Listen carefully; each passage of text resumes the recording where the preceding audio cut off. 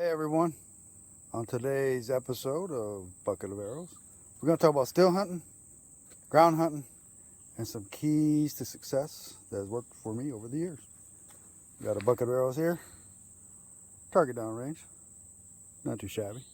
Hello everyone, this is Joe, 1MO, coming to you from Fort Benning, Georgia.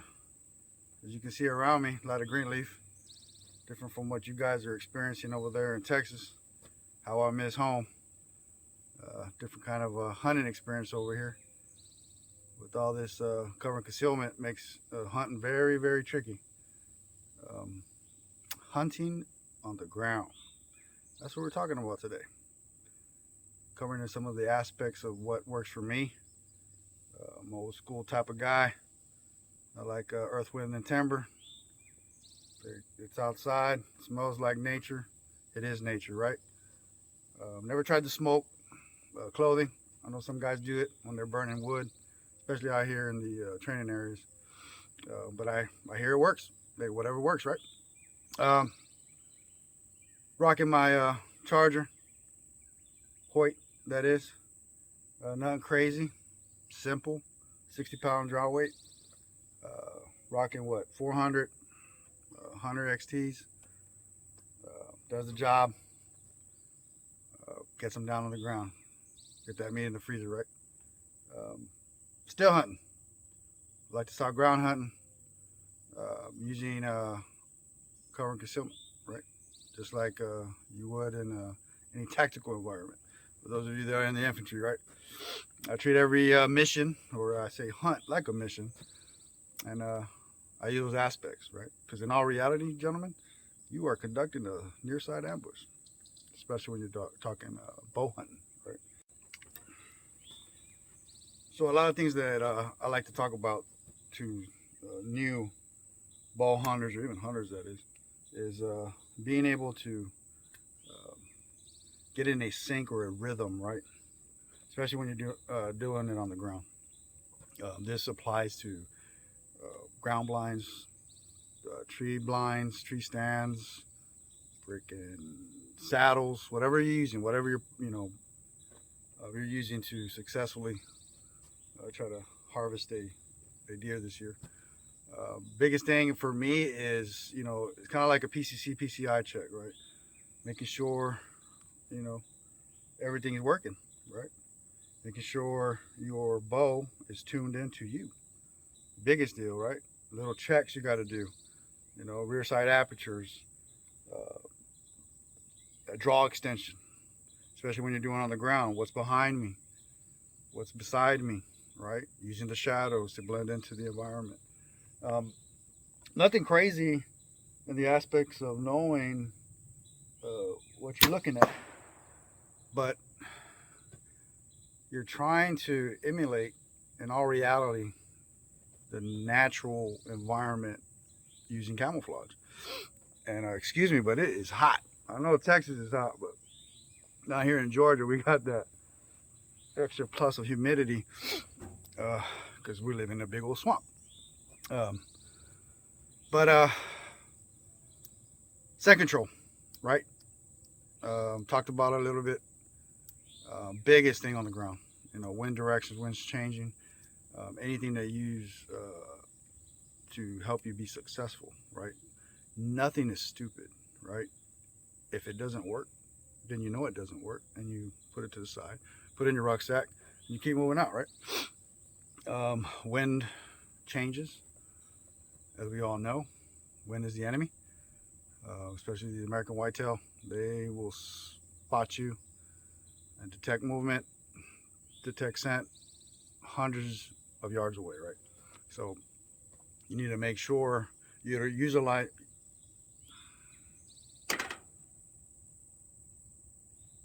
So you need to ensure that you're utilizing cover and concealment, the wind to your face, especially on the ground. You don't want to take any chances when it comes to hunting on the ground, especially. I track a lot. Tracking comes,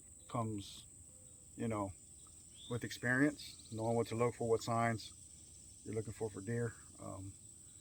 But shooting lanes, You know, even if you're on a saddle on a tree stand, your shooting lanes are critical. What can I see? What can I see to shoot, right? And what can they see while I'm shooting? A lot of people forget that.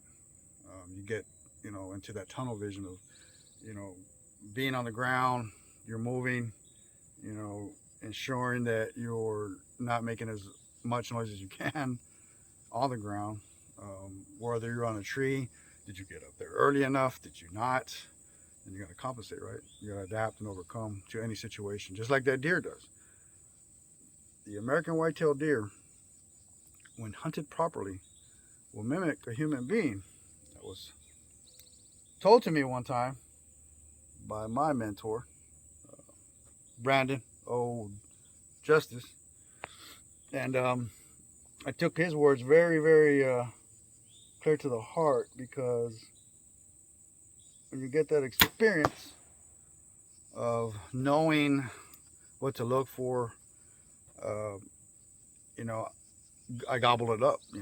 I've been using it for 12 years now, bow hunting. Been successful and haven't been successful. That's the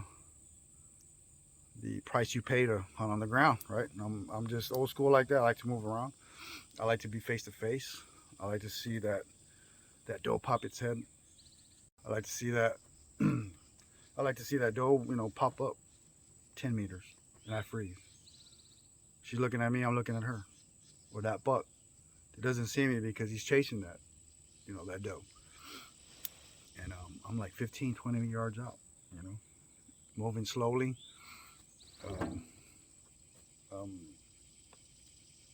There's times that I've taken off my boots. Risky, right? Snakes, but I've done it. Taking off my boots to get that shot, just to get in closer and sneak in there, and utilizing the terrain and that wood line, especially here in Georgia. You can get away with it. In Texas, not so much. It's a little bit more open, unless you hugging those those desert bushes and those mesquite trees, right? But whatever works, right?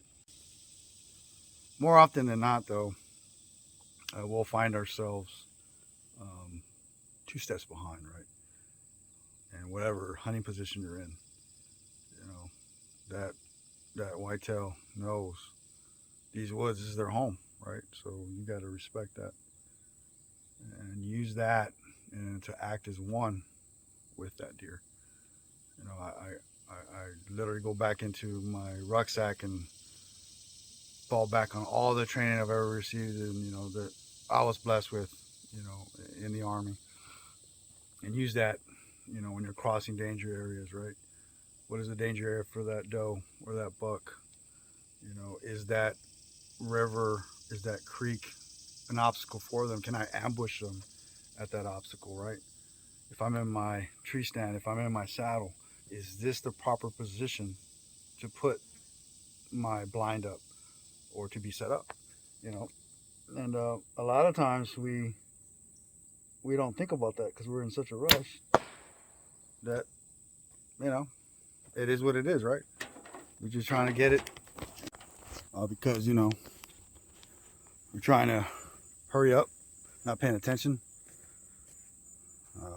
It's too hot, like right now. But a lot of it's patience, right? A lot of it's patience and making sure that, you're doing everything in your power to be successful when you're out there hunting that whitetail. Not too bad. About 35 yards. Hey, it's in the zone, right? That's all that matters, man. Just out here enjoying it. Getting ready for that season. Waiting for that buck and that rut, right? Most beautiful thing in the world. Other than a full strutter. Those turkey hunters, you know what I'm talking about. But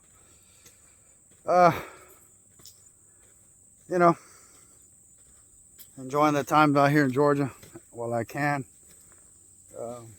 Gaining much experience out here in these Georgia woods. As you can see behind me, it's just insane. Yep, there's that woodpecker. sounding off, you know. It's not too bad out here. Can't wait to get back to Texas so I can link up with you guys. It's been fun as always. When you're hunting, be safe out there. Take care of one another.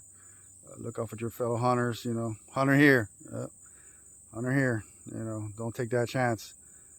I'm gonna be in that blind, or I'm gonna be walking. I'll just stand still. Maybe he won't see me. You know, because chances are you might end up with an arrow in the back, or worse, a rifle shot to the face. Right? We do not want that. So, from myself and fellow hunters down here in Georgia, you know, hope this was a little inspirational. Gain some knowledge. Wish I could go further into detail. You know, I want to make it as long and drawn out, right? But happy hunting. And no matter what, man, like my mentor said, no matter how long you cook those antlers, they'll never be as tender as that backstrap. Woo!